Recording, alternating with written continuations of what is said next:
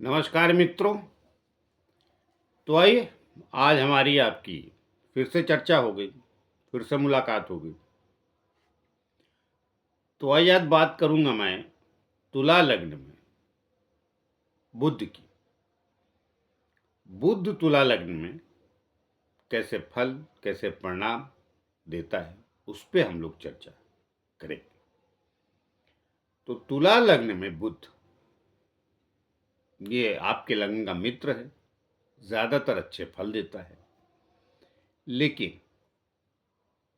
ये मत भूलिए कि भाग्य स्थान के साथ साथ ये 12वें स्थान का भी स्वामी है। तो 12वां स्थान तो अच्छा नहीं माना जाता, लेकिन फिर भी मैंने कहा अच्छे फल देता है। तो अच्छे देता है तो कितने अच्छे देता है और कब ये थोड़ी स्थितियों को ठीक नहीं देता, उस पर आगे चर्चा करूंगा। आगे बढ़ूं उसके पहले एक छोटी सी प्रार्थना और भी करता हूं कि जिन लोगों हमारा चैनल सब्सक्राइब नहीं किया, कृपया कर लीजिए। उससे हमें बल और शक्ति मिलती है, जो आप लोगों के द्वारा ही आती है। तो देखिए, तुला लग्न में बुध आपके भाग्य स्थान अर्थात 9वें स्थान का स्वामी है और आपके 12वें स्थान का। क्योंकि तुला लग्न होगा तो लग्न में पहली 7वीं राशि आएगी, 7 नंबर लिखा रहेगा, और वहां से 9 गिनेंगे तो तीसरे 9वें भाव में तीसरी राशि आएगी और 12वें भाव में छठी राशि। तो ये आपके भाग्य स्थान का स्वामी तो है, बिल्कुल सही बात है। लेकिन ये 12वें का भी स्वामी है। तो कई बार जब ये 12वें स्थान पे उच्च का हो जाता है तो दो आदतें होती हैं। या तो मनुष्य अति खर्चीला हो जाता है, या एकाध ग्रह कहीं और भी खराब है, विशेष रूप से आपका लग्नेश, तो अति वाचाल भी हो जाता है आदमी, बोलता बहुत,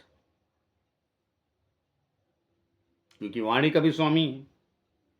और मैंने कहा ना, व्यय स्थान है 12वां, तो व्यय व्यय का मतलब सिर्फ धनी से व्यय से नहीं होता है।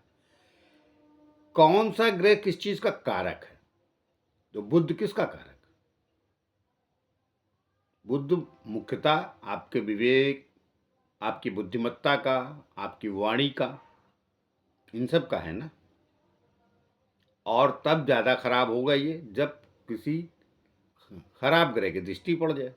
तो शनि तो बहुत अच्छे फल देता है आपके यहाँ, तुला लग्न में राहु भी देता है, लेकिन नहीं, इस पर दृष्टि अच्छी नहीं रहेगी। बुध पे दृष्टि से बार, अब ये 12वें स्थान की बात बता दी, कहीं भी दृष्टि अच्छी नहीं रहेगी, नहीं पड़नी चाहिए। भाग्य स्थान का भी स्वामी, तो भाग्य स्थान को फिर परेशान करेगा, अर्थात भाग्य के आपको अड़चने आना शुरू हो जाएगी। अब अपने घर का मिथुन राशि में बैठा तो भाग्य स्थान पे ही बैठा, तो बुध अच्छा माना जाता है। लेकिन ये मत सोचिए कि पूरा का पूरा बुध की दशा बहुत अच्छी फलित होगी, नहीं, वो 12वें स्थान का भी स्वामी है, भूलिएगा नहीं। तो अच्छे परिणाम देते हुए भी, तो अच्छा परिणाम क्या होता है कि खराब ना मिले पहले तो, क्योंकि आपकी बुद्धिमत्ता, आपकी वाणी, इसकी लोग आदर और सम्मान करने लगते हैं। कई लग्नों में तो बुध ज़्यादा ज्ञानी हो जाए आदमी तो, विशेष रूप से वृश्चिक लगन ज्ञानी हो जाए आदमी तो मतलब बुद्धिमान व्यक्ति हो जाता है तो परेशानी आ जाती है। लेकिन आपको तो ऐसा नहीं मिलता, परिणाम आपको अच्छा मिलता है। तो बुध आपके लग्न में अच्छे फल देता है। अब ये किन स्थानों पे गया वो ज़्यादा मायने रखता है, और उसके बाद ये किन ग्रहों से दृष्ट है। तो जैसे मैंने कहा कि ये बुध जो है आपका कहीं भी शनि से और राहु से दृष्ट ना हो। राहु के साथ बैठेगा तो वो अति चतुर बना देगा, दृष्टि में नहीं। दृष्टि में रहेगा तो चतुराई जो होती है वो इस किस्म की हो जाएगी, सिर्फ स्वार्थ तो राहु साथ में बैठेगा तभी सोचेगा, मगर वो अब एकदम पूरी तरह स्वार्थी नहीं बना देता, अति चतुर बनाता, क्लेवर बनाता है। लेकिन दृष्ट हो जाए राहु से तो चतुराई के साथ साथ सिर्फ मनुष्य में कुछ कुरीतियां में पैदा हो जाती, वो राहु बैठने से भी होगा। लेकिन दोनों की तुलना में मैंने कहा कि वो उसमें बच जाएगा, उसमें लगने से अच्छा होगा। शुक्र आपका अच्छे स्थानों पे गया केंद्र त्रिकोण में, तो तकलीफ नहीं आएगी। लेकिन केंद्र त्रिकोण में भी शुक्र जाने से, लगने से जाने के बावजूद भी अगर ये दृष्ट हुआ राहु से तो समस्या है। और शनि से होगा तो फिर भाग्य में थोड़ा सा, जिसको कहते हैं कि रुकावट के लिए खेद, क्योंकि आपका जो आ, शनि है वो चौथे और पांचवें स्थान का होके राजयोग बनाता है, तो वो बनाता है। मगर वो जहाँ देखता है, तो कितना भी अच्छा लग्न हो उसका, कितना भी परम मित्र हो, शनि की दृष्टि सदैव खराब होती है, अर्थात देरी कराती है। कितना नुकसान पहुंचाएगा वो तो बाकी ग्रहों की और स्थिति और दृष्टि के ऊपर है, लेकिन देरी तो पक्की करने लगता है। तो अब बुध को देखा उसने तो क्या देरी होगी, आपके भाग्य में देरी होगी। और शनि देख रहा है तो आप थोड़े से पैसे के मामले में कुछ कंजूस भी हो सकते हैं, ये भी बता देता हूँ। एक तो भाग्य में देरी, तरक्की होने में परेशानी, और थोड़ा सा फिर पैसे बचाने के भी मामले में, मतलब खर्च करने में आपको काफ़ी समस्या आएगी। वो धन स्थान के स्वामी पे भी दृष्टि पड़ेगी तो भी, लेकिन मंगल क्या होता है, वो धन स्थान का स्वामी हो के आपके यहाँ तुला लगन में, उसके अलग फर्क है। वो मारक भी देता है फल। तो मारक का मतलब कभी नहीं होता है मार ही देता है, वो तो मार्केश की दशा जब बुढ़ापे उसमें आती तो विषय है, लेकिन राजस्थान का स्वामी तो है ना वो, तो उस पर भी दृष्टि अगर पड़ेगी शनि की तो भी थोड़ा मनुष्य को, मतलब पैसे खर्च करने में तकलीफ आती है। तो बाकी और को कष्ट नहीं देता है, लेकिन भाग्य में और वो देगा शनि। और मैंने राहु का बता दिया। तो और शनि बुध साथ में बैठे तो भी अच्छी बात नहीं बुद्ध के लिए। अब बाकी तो देखा जाए तो शनि बहुत अच्छे फल देता है, बात सही है, लेकिन देखेगा तो और वो ज़्यादा और बैठ गया कहीं साथ में बुद्ध के, तो भी बहुत कार्य को धीरे करने लगता है, और मनुष्य के थोड़े से विकास कार्यों में भी, मतलब सॉरी, बुद्धिमत्ता के भी विकास में थोड़ा समय लगता है। तो अब शनि के जो गुण हैं, देखिए हर ग्रह के गुण अलग अलग होते हैं, इसीलिए अलग अलग ग्रहों के विषय में अलग अलग बताया जाता है कि शनि के क्या गुण हैं। शनि धीरे चलता है, स्लो चलता है, बुद्धिमत्ता में बहुत तेज नहीं माना जाता, लेकिन बुद्ध तो है। तो अब क्या है, शनि बहुत स्लो चलता है, बुद्ध तेज, तो दोनों में द्वंद्व शुरू हो जाता है। तो जब द्वंद्व शुरू होता है तो उसका परिणाम क्या होगा, आदमी एक दिशा में स्पीड से नहीं भाग पाता शुरू में, शुरुआती जीवन। ऐसा नहीं कि वो आजीवन ऐसे फल देगा, लेकिन ये प्रभाव रहता है। अब आज मैं शनि और राहु पे ही रहता हूँ, बाकी ग्रहों से कहाँ किससे संपर्क हुआ तो वो बात का विषय। तो आप ये मत मानिए कि अच्छे फल देता है बुध, बिल्कुल देता है, लेकिन इसका ये मतलब नहीं होता है कि सब कमाल कर देता है भाग्य स्थान में स्वामी होके। कई बार लोग, क्या होता है कि सच्चाई कुंडली की कुछ और है, मगर एक ग्रह के बारे में बता दिया कि सब राजयोग ही देता है, सूर्य के साथ चला जाए तो राजयोग देगा।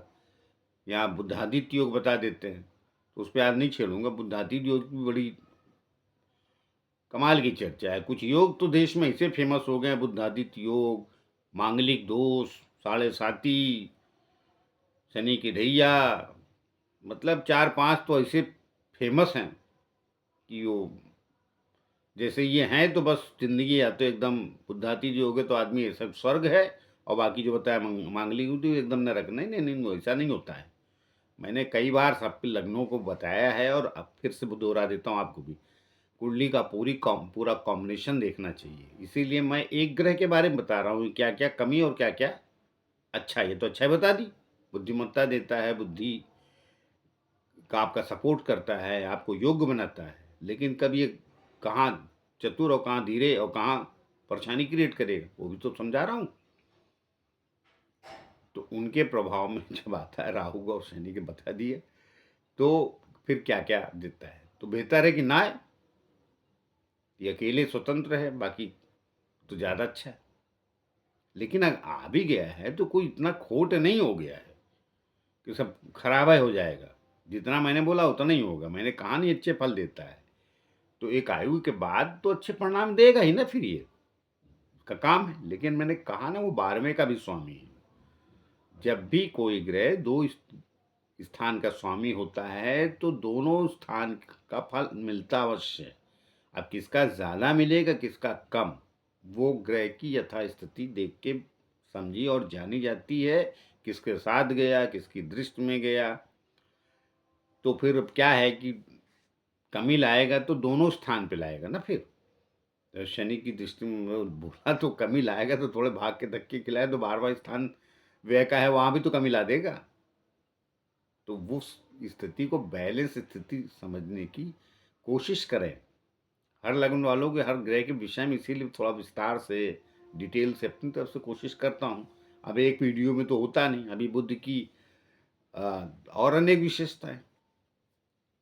व्यापारी लगन व्यापारी माइंड देता है, लेकिन तुला लगन वाले पूरी तरह व्यापारी हों ऐसा जरूरी नहीं होता। वैसे लगन तुला ही व्यापारी लगन ही हो, लेकिन नहीं, ऐसा नहीं होता। और भी सारे गुण पाए जाते हैं। तो उन गुणों में कितना साथ देगा बुध आपका, वो स्थिति देखनी चाहिए।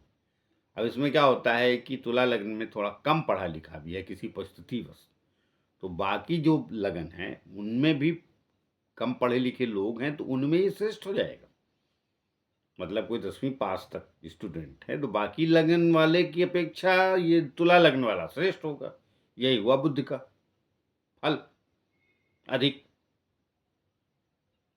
तो वो परिणाम मिलेगा। वो ज़्यादा ये तुला लगन वाला अधिक बुद्धिमान होगा। तो वो तुलनात्मक भी तो देखना पड़ेगा ना, क्यों कहा जाता है आपके लगन में श्रेष्ठ। कि अगर परिस्थितियां खराब भी हैं तो आप बुद्धिमत्ता से कार्य करके उन स्थितियों से निकल जाएंगे, इसलिए अच्छा बोला जाता है और काबिल बोला जाता है बुद्ध को। तो आइए मिलते हैं किसी और विषय को लेके। तब तक के लिए आज्ञा दीजिए। जाते जाते फिर से प्रार्थना है कि जिन लोगों हमारा चैनल सब्सक्राइब नहीं किया कृपया कर लीजिए, उससे हमें बल और शक्ति मिलती है जो आप लोगों के द्वारा ही आती है। नमस्कार।